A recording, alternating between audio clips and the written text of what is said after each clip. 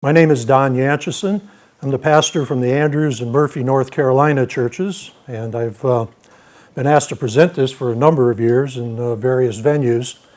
Something that's important to me, and I'll tell you about that in just a moment. But let's begin with prayer. Father God, I want to thank you for this opportunity to be here, to learn to be able to protect our children and to protect ourselves as well. We pray that your Holy Spirit will be present with us here. Guide us, teach us, give us an understanding, and then use us to keep our children safe. I pray and I ask all these things in Jesus' name. Amen. The reason I got interested in child protection was one late afternoon.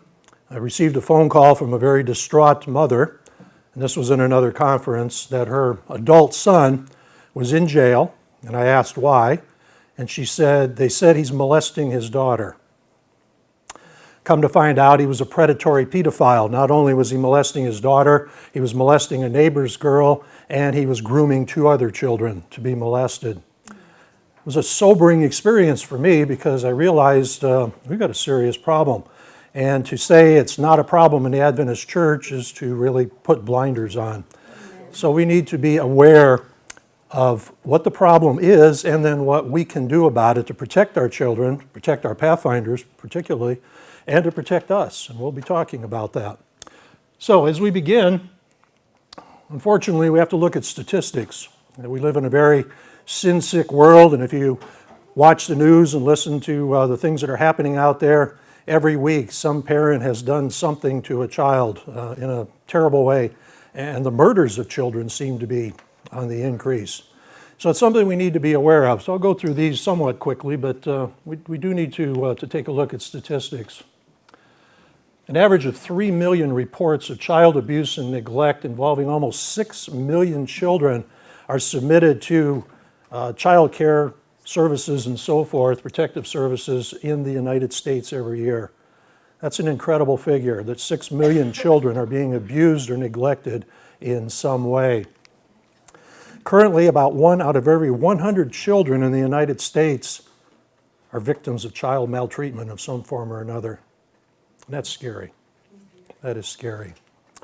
According to data from the National Child Abuse and Neglect Data System, 2010, which is the latest statistics that we have at this point, 51 states reported a total of 1,560 children that were killed or died as a result of abuse.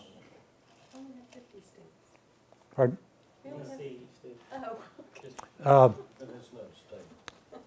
The other one. District of Columbia. There we go. Okay. If you look at this chart, you see something that's of concern. Starting from 1998, 3 deaths per day due to child abuse and neglect. It's been an ever-increasing chart through the years. Till 2010 now, it's over 5 children a day are dying because of child abuse or neglect. It's estimated that between 50 and 60% of child fatalities due to maltreatment are not even recorded as such on death certificates because the doctors aren't sure of what caused it. So it's an even greater problem, or potentially an even greater problem than what we see in the statistics.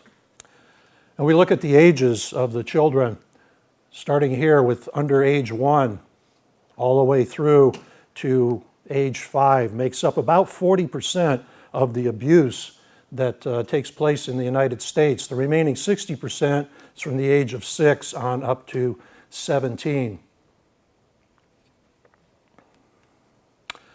National abuse statistics, 1 in 4 girls, 1 in 6 boys are sexually abused before the age of 18.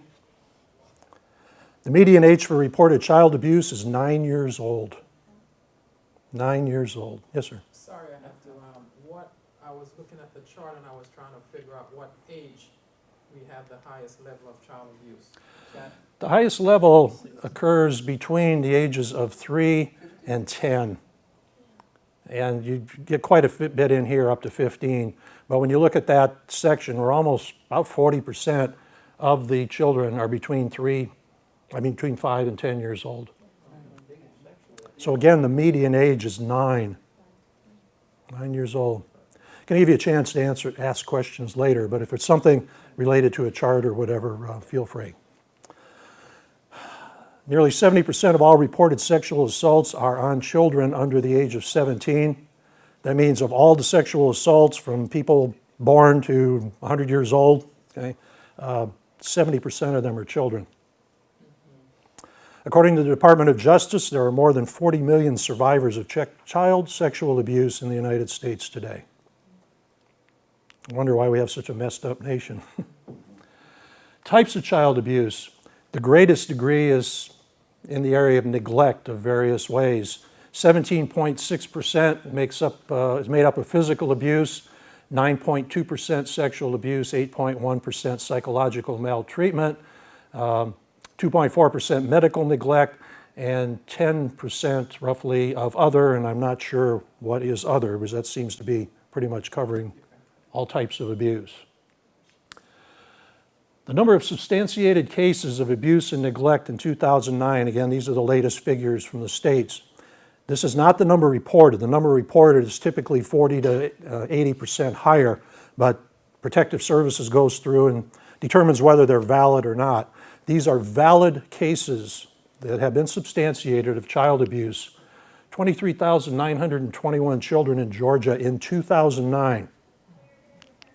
9,186 children in Tennessee, 24,506 in North Carolina. I'm not sure if North Carolina and Georgia are worse than Tennessee or if their reporting methods are different, but I do know Tennessee is very aggressive in this preventing child abuse. They have a number of programs. Child abuse occurs at every socioeconomic level, not just among the poor, across all ethnic and cultural lines, within all religions, and at all levels of education. About 30% of the abused and neglected children, this is from statistics, will later abuse their own children or will be spousal abusers, continuing the horrible cycle of abuse. Children who have been sexually abused are 2.5 times more likely to have an alcohol problem.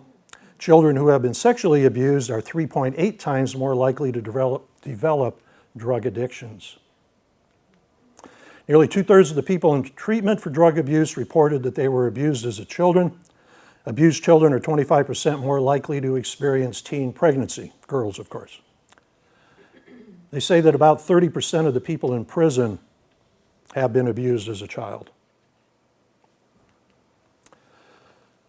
We think it's men that just abuse children. This is one from about 2 years ago, 3 years ago. Melissa Huckabee, sweet smile. 28-year-old Sunday school teacher. Somebody who was trusted to work with children. Sexually molested and strangled 8-year-old Sandra Cantu with a noose in a church in March of 2009. It's a problem, even in the Adventist church. While men commit most sexual abuse, women commit between 14 and 40% of the offenses reported against boys and 6% of the offenses committed against girls. So what can we do about it? Well, being here is one major step forward, just to learn about the problem and then what we can do about it as well. The purpose of this seminar is to better learn how to protect our children, obviously. It's also to learn to protect us as adults and other adults in our groups, and to protect our church, which is becoming a growing problem. The church is taking this very serious. They have started back as far as 1997. They came up with the statement on child sexual abuse, and I believe I put that in your packet, something for you to read later. It's lengthy, but it's important. And the church realizes that there is a problem and it's something that needs to be dealt with, so they began very early on about this. And it's important because not only are we concerned about children in the church, we're also concerned about the effect on the adults, the pain that is experienced, especially in small church groups, but also the financial impact on the denomination. The Seventh-day Adventist Church is self-insured. And I don't have the statistics, but I know that they have paid out millions of dollars in lawsuits because of child abuse and sexual abuse that has occurred in churches by church members. It's a problem in the church.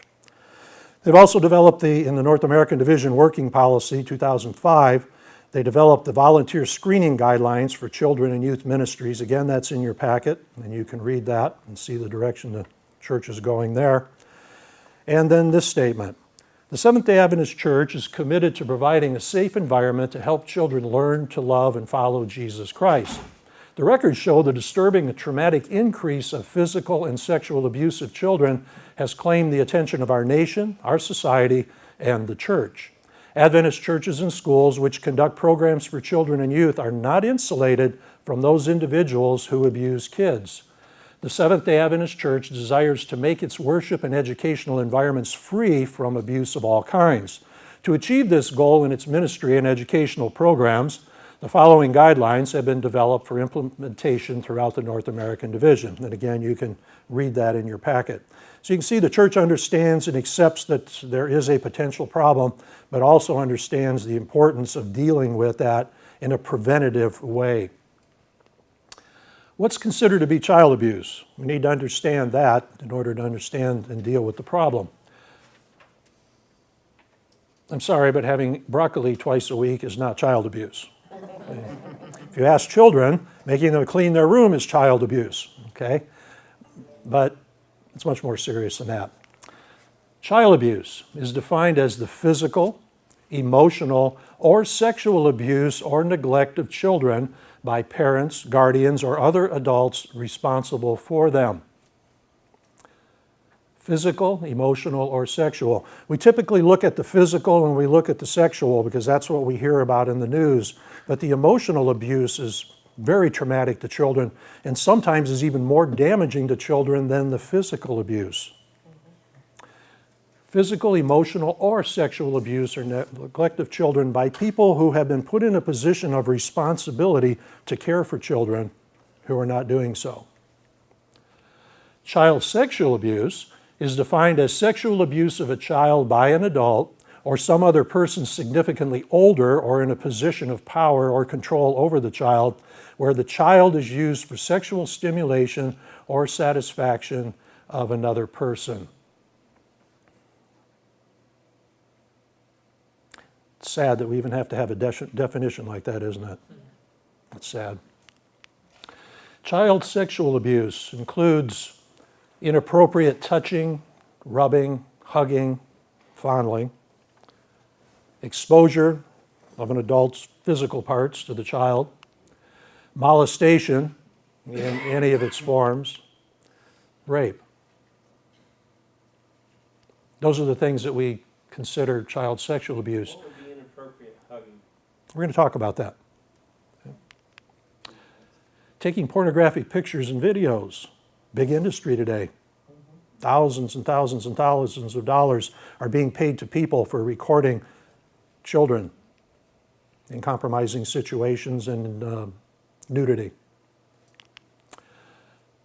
But that's not the only things that constitute child sexual abuse. Some things we don't think about. Non-physical sexual abuse includes inappropriate suggestions,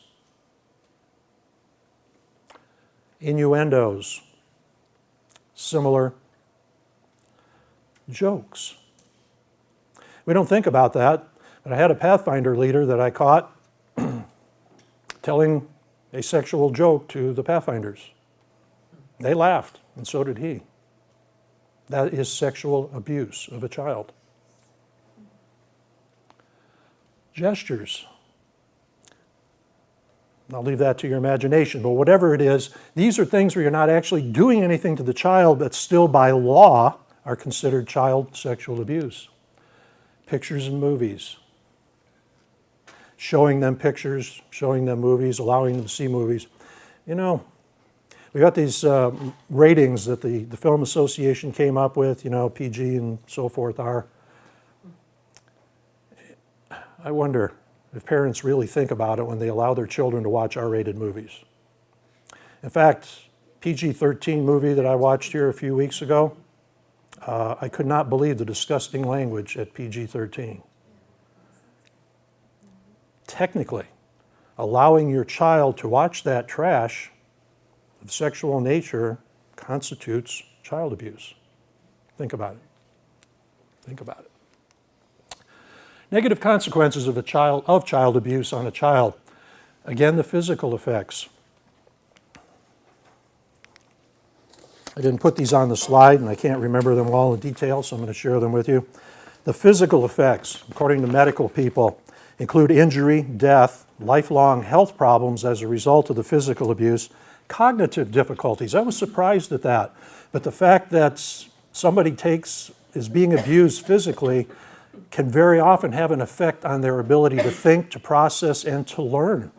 So they're discovering that children that have been physically abused sometimes have learning difficulties as a result of that.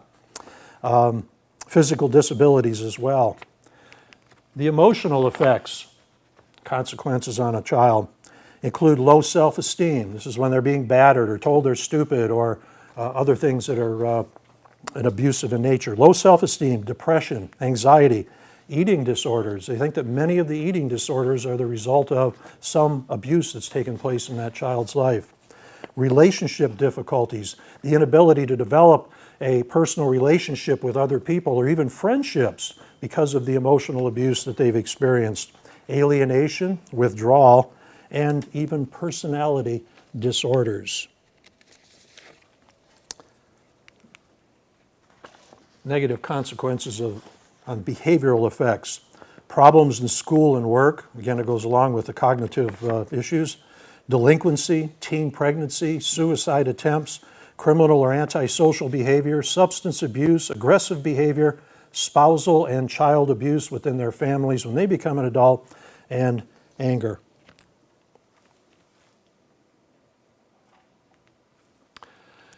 What's appropriate?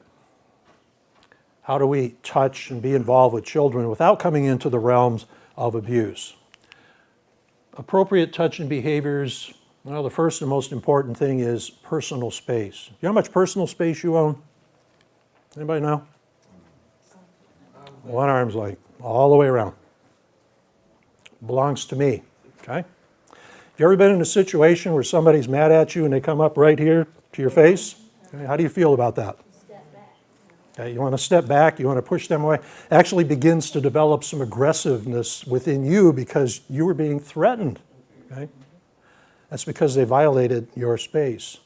Had a librarian that came up one time. I was looking for some information, walks right up to me. And I was very uncomfortable with it, so I backed away and she stepped forward. I backed away and she stepped forward. I said, ma'am, please, space. And then she backed up.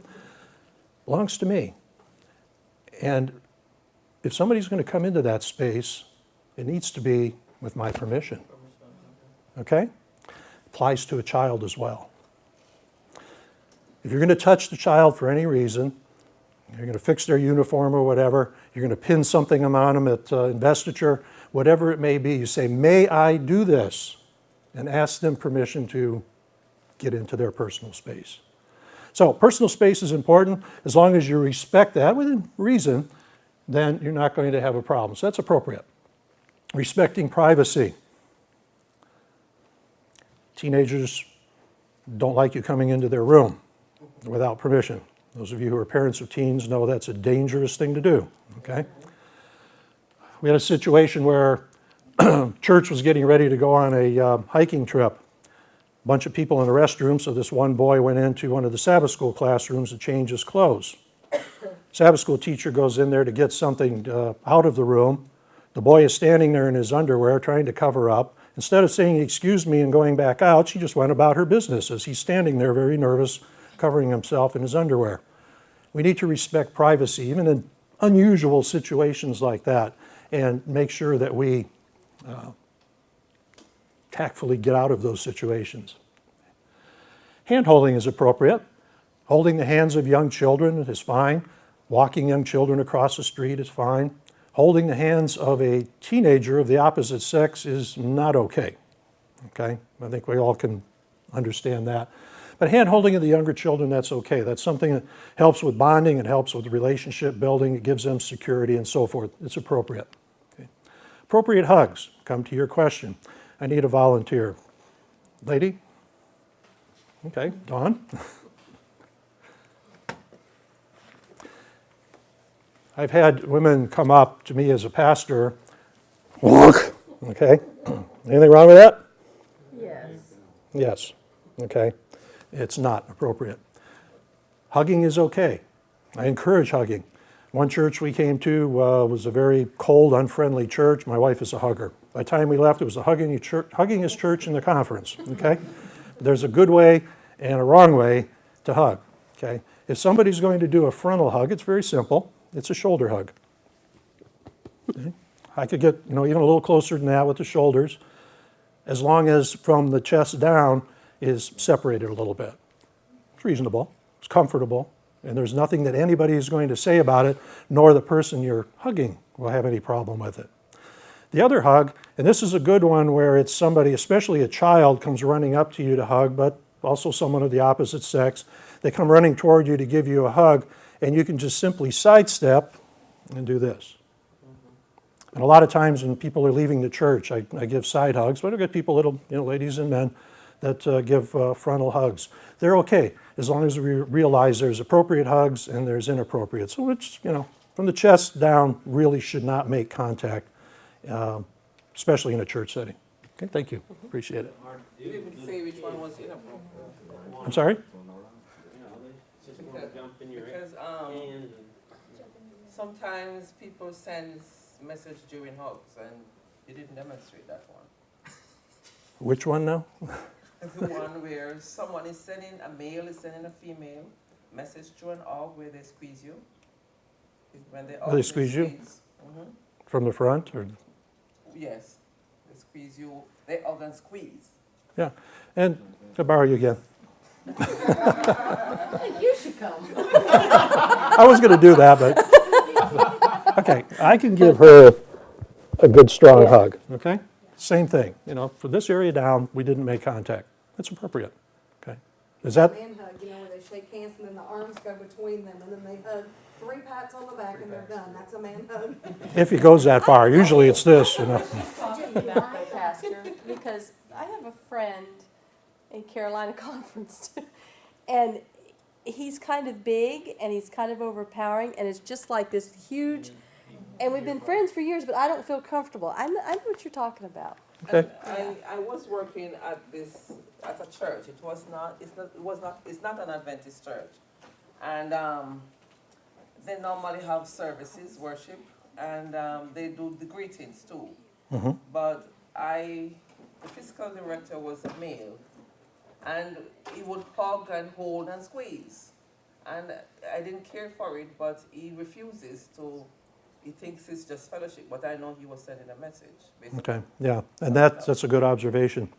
The thing to do in those situations. Say no, thank you. Whereas children, which is I guess what we're more talking. We're talking more about children. They Yeah. are looking to us, and we are setting that example. And if we teach them that early, we have to set those boundaries. Exactly. Very good. Very good. With adults, the best way to deal with that is say, you know what? I don't feel comfortable with that kind of a hug. And if they continue to do it, say, I'm sorry, I do not want to hug you. Now, may get offended if, on the second warning like that, where you say, I'm sorry, I just don't want to hug you like that. But you need to set limits. Okay? Remember, this is your personal space. And if something's happening in that personal space that makes you feel uncomfortable, you have a right and a responsibility to say, hey, you need to stop that. Okay? Because that is not appropriate. If it makes you feel comfortable, it's not appropriate. Put yourself in the situation of children, Pathfinders. If you give a Pathfinder a hug of appreciation or whatever, and you feel them tensing up, get out of it. Okay, back away, and maybe next time say, is it okay if I hug you? Because they get uncomfortable too.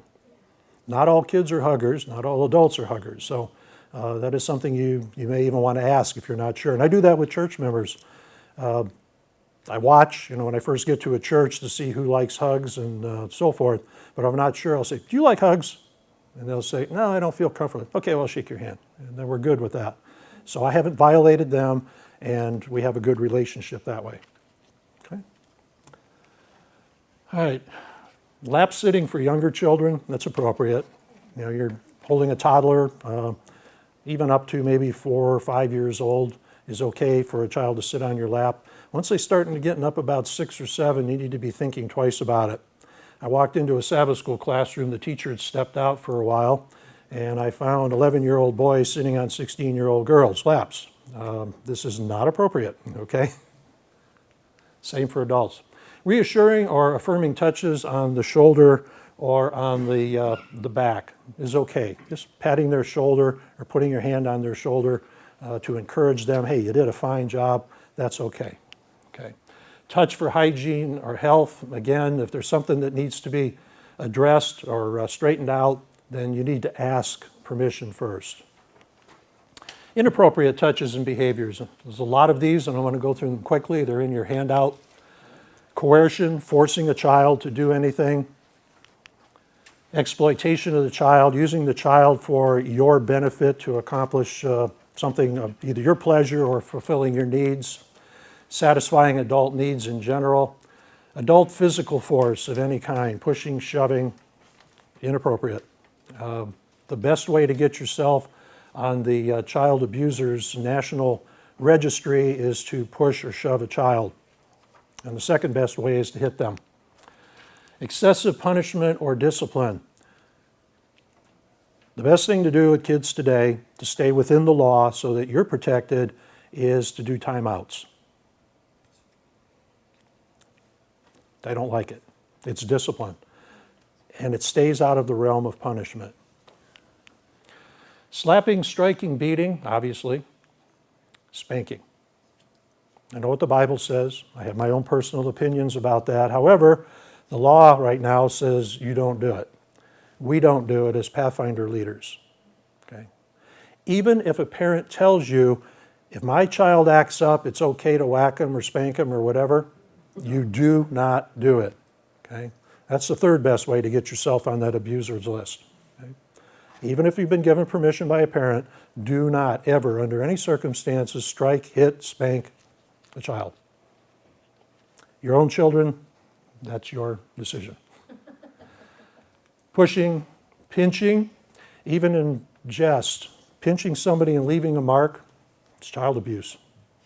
And people have been arrested for it. Trust me.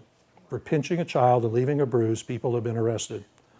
We've got to be careful with horseplay when we're playing with the kids. We want to have fun with them. We want them to have fun. We want it to be a good, positive, growing experience for them, but we don't want to do it in such a way that they get hurt or damaged in any way. Hazing, harassing, needling, singling out a particular child and using them as an example to others in a negative way. You can do that in a positive way, but doing it in a negative way becomes a problem. Bullying, I think we've heard enough about bullying. But you know what happens? Adults do bully children. Okay, so we need to be careful of that. Sexual suggestions or innuendos of any kind are inappropriate. Jokes of a sexual nature, I mentioned that. Suggestive gestures, showing pictures or movies containing sexually explicit material, all inappropriate. Forced kisses, invitations, or suggestions to kiss. I wasn't there, but they were having a party for the Pathfinders, and I had some concerns about this particular Pathfinder adult, but I was told by a couple of people afterwards at this Christmas party that he was chasing the teenage girls around with mistletoe. See a problem with that? Absolutely. Okay. Child sexual abuse. Tickling. Again, it comes under the realm of pinching and so forth. If you're tickling somebody and they're saying stop, you have just got to the point of abuse. Well, I would say in Pathfinders, tickling, no. It's best not. Yeah, it's best to discourage Because it. There's too much physical contact in the wrong places with tickling. That's right. But especially in the case of an adult with a child.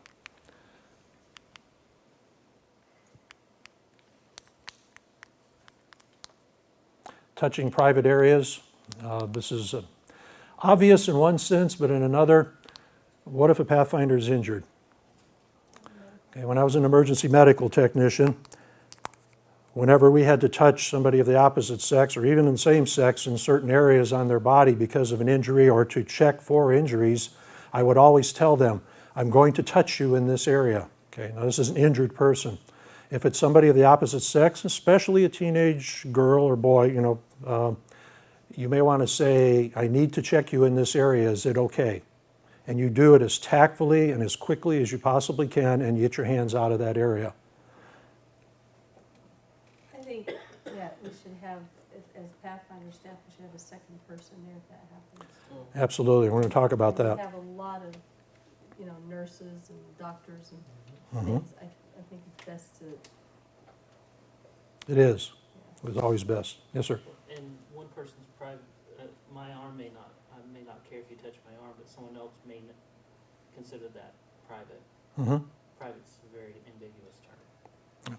And that's why, again, as an EMT, I would tell them, okay, I'm going to palpate your arm, or I'm going to run down your arm and check for it. I'm going to do the other arm now. Now I'm going to do your neck, and so forth. And it reassures them because it sounds like you're in control even if you're not, okay? But it does reassure them, and you're getting permission for what you're doing. And we'll talk about not being alone here in just a minute, okay? Did you have a question back there? No, she just mentioned that when I'm a physician, and anytime I'm gonna I'm gonna do a physical on a female, I need to have a witness over there. That's right. With the same sex of the patient, not my sex. Yes, absolutely. If I have to do it, everybody else has to. Yeah. Just be careful with little kids. Careful. Yeah, doctors, dentists, chiropractors all have recognized the need to have other people when they're in those situations. Yeah. Okay, fondling or molestation, obviously inappropriate. Violation of laws against the children, and there's a whole variety of things that that would cover. These behaviors are especially a concern when working with teenagers, which is what we're working with as Pathfinders. Teenage years are a time of turmoil and change. Teenagers do not have a clue who they are, what they're doing, or where they're going, okay? Their whole lives are being motivated by hormones rather than rational thinking. It's just part of the process of changing from a child into an adult. But they're struggling to find out who they are, and because of that, they cause challenges for adult leaders and those responsible for them. It's a time of rebellion because they don't know what they want, they don't know where they're going, and they're testing everything. They test their parents' values, they test their parents' religion, they test what's the values that the parents have for them. Is this something meaningful for me? Is this something that is going to be valuable for me in the future? And they'll test that and they'll watch the parents, and if they decide that that is not something for them, they'll discard it and rebel against any further attempts to move them in that direction. Same thing in the church. They're testing. They're testing to see, is church meaningful to me? Is it meaningful for me in this local church? Is the whole belief system meaningful to me? If it's not, I'm out the door at the first opportunity. They watch the adults, they watch what's going on, they watch the pastors and the Sabbath school teachers and the elders and so forth. They see any impropriety taking place, that is another reason for them to rebel against the church or their parents or Pathfinder leaders. And on a smaller scale, they challenge all the rules and so forth, and you all run into that where you want them to do something and they decide they want to do something different.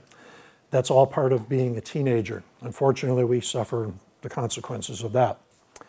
But the third thing is something that's very important, and this is a time of change in role models, which is causing even more confusion in their minds subconsciously. When you look at a little boy, who does he follow around, mother or father? Typically follows the father, okay? Whatever daddy does, he's going to do. He's got to have a toolbox, and he's out there with his little plastic hammer helping daddy work on things. Daddy's working on a car, he's got his little wrench set. Daddy goes fishing, he wants to go fishing. Wants to emulate daddy, wants to be like daddy. But there comes a point at puberty that changes. And he begins to transition away from an interest in daddy now to an interest in mommy. And this is all part of the normal process, again, of preparing children for adulthood. He begins to watch mom now. And he's watching mom because now he's learning about relationships and he's learning about how to relate to somebody of the opposite sex. In other words, he's being trained and prepared for a mate. So if mom is a good mom and giving proper instruction, good values, and so forth, that will be a healthy boy as he looks for someone to marry. The same thing's happening with the girl. follows mommy around. I know my sisters, I don't think anybody irons anymore, but my sisters had their little ironing board out there watching mom ironing, and she's cooking, and they had their little easy bake kitchen and all of that stuff that they used to do, and everything was mom. But at puberty, all of a sudden, the girl begins to look at dad and begins to learn relationships and what is good, what she should look for in a mate. Problem comes in with abuse is dads not being emotional creatures by nature. Okay, we're 10% emotional. Women are 90% emotional. Okay, that's not a bad thing. This is a good thing. But because men are 10% emotional, the daughter starts getting closer, paying attention to dad. If he's a good dad, if he's a Christian dad, if he has strong values, he's going to understand what's going on, and he's going to nurture that daughter in the proper direction. The problem is some men misunderstand that and begin to take that as sexual advances, and you see where that goes. And that's why this is such an important time, especially with teenage girls, but for both of them. In the last 3 weeks, there's been 2 different cases of female teachers and teenage boys having relationships in the news. It's happening all the time. In fact, we had one here in Murphy, North Carolina, just a couple of years ago that happened. It's because the teacher, not properly prepared, misunderstood what this boy was doing in watching her, interacting with her, learning from her, took that as sexual advances and continued in that direction with him. So it's a difficult time because they're confused and their hormones are running rampant and they don't know what's taking place inside of them. And it's during those teenage years that it's critical for us to be good role models during those times. It scares me when that beeps like that. Okay. Protecting Pathfinders. That's what we're here for. Okay. Never leave any Pathfinder unsupervised. Allowing them to go outside the church or outside whatever function you're at and do their own thing without an adult present is not wise. Okay? There needs to be an adult outside with them at all times, or wherever they are, inside, outside, it doesn't matter. There needs to be an adult with them at all times. This is part of the policy of the North American Division.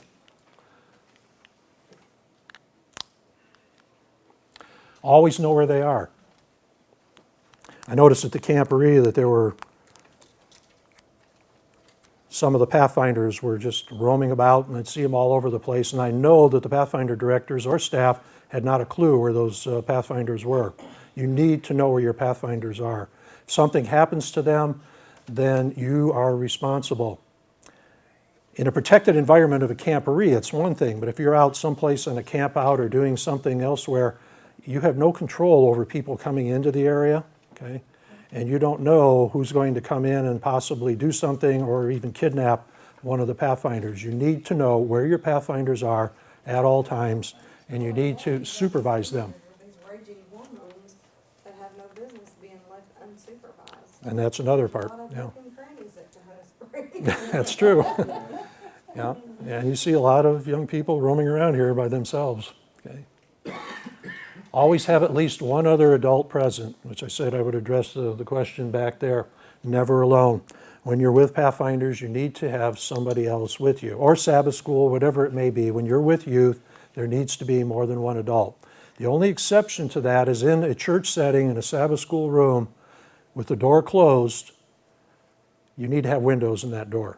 Okay? If you're in a church that does not have some kind of windows where people can look in and see what's going on in that classroom, you're putting yourself in a dangerous situation and possibly legal trouble if somebody decides to start a rumor. See how easy it is? If there are not windows on the doors of your classrooms at your church, talk with your pastor and your church board and have them do something about it. Okay? Adventist Risk Management strongly encourages windows on all the doors. It's only smart. It's for your protection as well as for the protection of the children. But other than that setting, if you're out with Pathfinders, you should never be alone with a Pathfinder. Okay? It is an uncomfortable situation even to transport a Pathfinder by yourself. I'll tell you why. Doesn't happen very often, but I was involved in another youth organization. Man was taking 3 girls across 2 states to a convention and didn't expect any problems. They required him to stay overnight, made advance reservations, a hotel room. He had one room for himself and one room for the 3 girls. Everything fine, no problems on the trip. When he got back home, he was arrested. One of the girls filed sexual assault charges against him. For 1 year, he struggled with this. He lost his position in the youth organization. His reputation was shot. He lost his job because of it.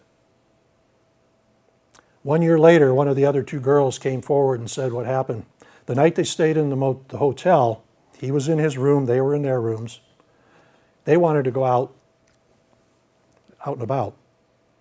And he said, no, we've got to get up early. We've got to leave here at 6 o'clock in the morning if we're going to make it in time. You'd go to your rooms, go to sleep. They got angry at him, and they came up with this plan to accuse him of sexually assaulting the girl. Never, ever be alone with a child. Okay? Doesn't happen often, happens often enough. Okay? It's for your protection, it's for their protection. This may seem obvious, but I've seen it. It's been years ago at a Pathfinder camporee. The adults in there didn't have curtains and so forth, and the adults are in showering with the Pathfinders. Never shower, change clothes with Pathfinder youth. Find some other way of doing it. At Kahutta, they've got the little curtains there. That's good, but it'd be best if you could find a time other than when the Pathfinders are in there. Yes? You know, those curtains right here in Kahara that are this side, you taking shower, anybody can see your I know. side. Yeah, they got this big a hole in that little curtain, so They need to do something about it. suggest that on your way out. Okay? Yes, sir. That has always been my practice. I never allow staff and Pathfinders to, they go do their stuff, Yep. and then staff, never together. That's a great practice and very wise. On the other hand, then you're sending your Pathfinders off unsupervised. Well, no, not. I'm telling you, these kids find a way. I was at Afterglow several years ago here at camp, and there were 4 teenage couples laying in the woods behind me and my group. There were 4 couples of boy and girl. There wasn't a counselor around. Yeah, that's wrong. Well, you didn't say you can send them to the shower, but you can also walk and stand outside. Stand You outside. can. I mean, that's what I'm saying.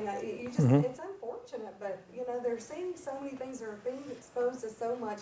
The Disney Channel now is just rampant with boyfriend, girlfriend. Yeah, I know. Everything they're seeing That's right. from young children on. Is saying that's okay behavior, and it's not. And it's telling them that it's okay, and it's not. That's right. You know, this past camporee, there were some girls in the bathroom taking a shower or something, and a boy came into the bathroom to scare the girls when they were taking shower. And who knows, I don't know what camp was, but one boy went over there and scared the girls and went in the showers. Yeah, it would be wise for our Pathfinder Council to maybe make arrangements with security to have an adult at those showers during the shower times, you know, monitoring. They can take turns. Because I went in there at the last camporee, and there was not an adult in there, and guys were throwing stuff at each other, and it's just, you know, having a good old time. Somebody could have gotten hurt. Then we find out in a crisis situation that somebody's hurt. It'd been better to have an adult there to start with. Okay, never share a tent with youth. No circumstances, no question about it. Ask permission before touching, unless you already have an established relationship or you know it's okay to pat them on the back or whatever. Never hit, push, or shove a Pathfinder. Hug appropriately, adults and Pathfinders. Be careful with discipline. Again, the best thing is a timeout. It does work. Other forms of discipline sometimes become questionable depending on who is witnessing it, and it becomes a matter of opinion, and an opinion can turn into accusations. So you may think it's a good form of discipline, somebody else might not. So the best thing is timeout. It does work. They don't like it. They typically learn from it. Remembering, of course, they're teenagers in rebellion. Right. Don't tolerate abuse in any form from adult staff or from the Pathfinders toward other Pathfinders. Deal with it immediately, okay? Do not tolerate abuse in any form in a Pathfinder setting or in the church setting. Okay, well, if you find that a Pathfinder is being abused by the parent, what should we do? We're going to talk about that in just a minute, okay? Continue with Pathfinders, provide a safe physical environment. That means everything about it, whether you're on a camp out someplace, you're on a hike, make sure that everything is as safe as possible, plan things in advance. If you know it's a hot day, make sure you have plenty of water and so forth. All of those things make for a safe environment. Provide a safe emotional environment. Again, don't tolerate abuse, bullying, or anything like that. Make it an affirming situation. If you find Pathfinders or bullying or little comments and digs are being made, you need to take that Pathfinder or Pathfinders on the side and have a talk with them, because that is emotional abuse. Beware of signs of abuse, okay? This is where you might witness something in a Pathfinder that somebody else is not going to see, okay? Sometimes children are being abused, wearing long sleeve shirts and so forth on hot summer days. You may be the only one that sees those arms when they go swimming, okay? You see evidence of bruising and so forth, or evidence of emotional abuse and so forth, then you need to take appropriate action. I'm going to talk more about that in just a moment. Be alert to strangers in the area. There's people out there that seem to be perfectly normal, good, trusting people. Okay? They come to our churches. They are not safe, trusting people. When I was up in the Omaha church, I was downstairs talking with one of the deacons, and this guy came as a visitor. He's downstairs in the Sabbath school rooms, and I'm wondering why he's down there. I invited him to go up to the adult class in the church. He did, but then a short time later, I see him heading back down the stairs, going downstairs. So I told the deacons, keep an eye on him. And he was just going into the classrooms and sitting. And anyways, I had a bad feeling. I was back upstairs. I went downstairs again, and I asked the deacon, where is this guy? I don't know. He was here a second ago. Found him down at the end of the hall in a classroom with a 6-year-old girl. Fortunately, we caught him within minutes of going in there. Never been to the church before. We didn't know who he was. We called the police, and he was arrested. Said he was an Adventist, acted like an Adventist. Why should you have any reason to doubt? That's why we need to watch the kids. We need to watch and be aware of strangers in a church setting, in a camp-out setting, any kind of Pathfinder meeting. Somebody comes in that we don't know, watch them like a hawk, okay? They may say, hey, I belong to such and such church, and I'm the Pathfinder leader there. They may have never ever walked into an Adventist church in their life, but they'll tell you anything they can to get in a situation where they can begin to control. Be wary of strangers, period. Okay. If you're concerned about it, get someone else who's in charge, call the pastor. If it's something you consider possibly a dangerous situation, call the police. They'll come and talk with the person. If it's innocent, then they'll say fine and they'll leave. But at least you have taken action in order to protect the youth. Okay? If you notice bruising, well, I'll talk about that again. All right, legal implications. Use common sense. Most of these things are simply common sense. You need to protect yourself, but you need to protect the Pathfinders as well. Reporting child abuse or neglect. If you suspect child abuse, you need to report it. If you suspect child neglect, there's evidence that the child hasn't been eating, the child is dirty and so forth, it needs to be reported. Who has to report? Well, Georgia, Tennessee, North Carolina, and 45 other states say that all social workers have to report evidence of or suspicion of, not just evidence, but suspicion of abuse or neglect.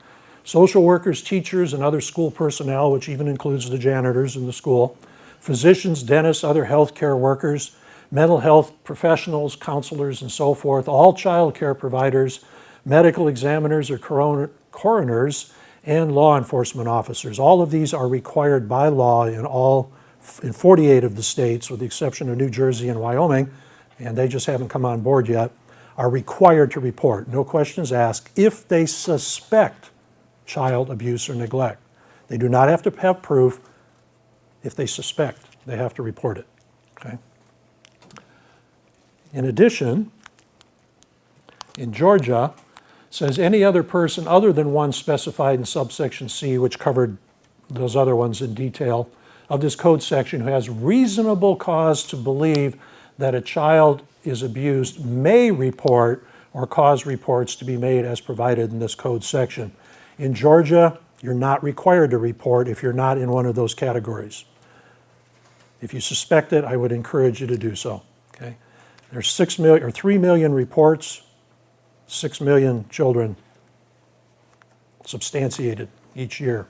So if there's a suspicion, you need to report it.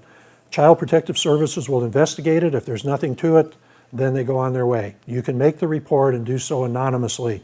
On the back of your second sheet on the bottom are some phone numbers on there, National Abuse Line and so forth, and I think I've got for all 3 states, that you can call and report it, and you can do so anonymously. Yes, Can I just say one thing? I know in Tennessee and Georgia, I don't know about the other states, I'm going to but do that. if you are one of those people, even if you are not at work, you know, I'm a Very good nurse, point. And even though I'm not at work as a nurse, if I am here at camp, I still am bound by law to report it. Absolutely. Thank you for bringing that up. My wife is an RN and also a licensed professional counselor. If she walks into a store and sees evidence of child abuse, she is required by law to report it. Okay? So it's not just when she's on duty.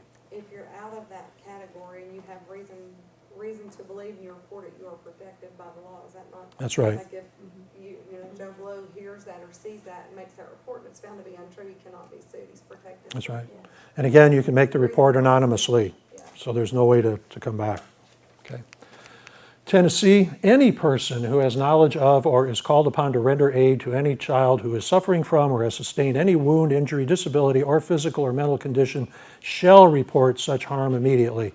And it goes on to say, if the harm is of such a nature as is to reasonably indicate that it's been caused by brutality, abuse, or neglect, or that on the basis of available information reasonably appears to have been caused by brutality, abuse, or neglect, you shall report. Another way of saying shall is must. Okay. Tennessee, you suspect it, you must report it. If you do not, you can be liable for criminal charges and civil charges. North Carolina, same thing. Any person or institution who has cause to suspect abuse or neglect shall report. Okay, so Georgia's the only one in our conference that is a may, but the other 2 states you must report. Does your church have a child protection policy? If you're not sure, talk with your pastor and your church board and say, we need to have a child protection policy. North American Division has plenty of information. The conference has plenty of information to set up that policy. Guidelines for volunteers, that's included in your packet. We won't go through those. There are some points, though, regarding the legal implications is protecting your Pathfinders and protecting yourself. That whatever you do, you need to understand you have been placed in a situation of responsibility, very high responsibility. You are being entrusted by parents, by the church, to take care of our young people, to provide a safe environment for them, and to keep them safe, and do whatever is necessary to do so.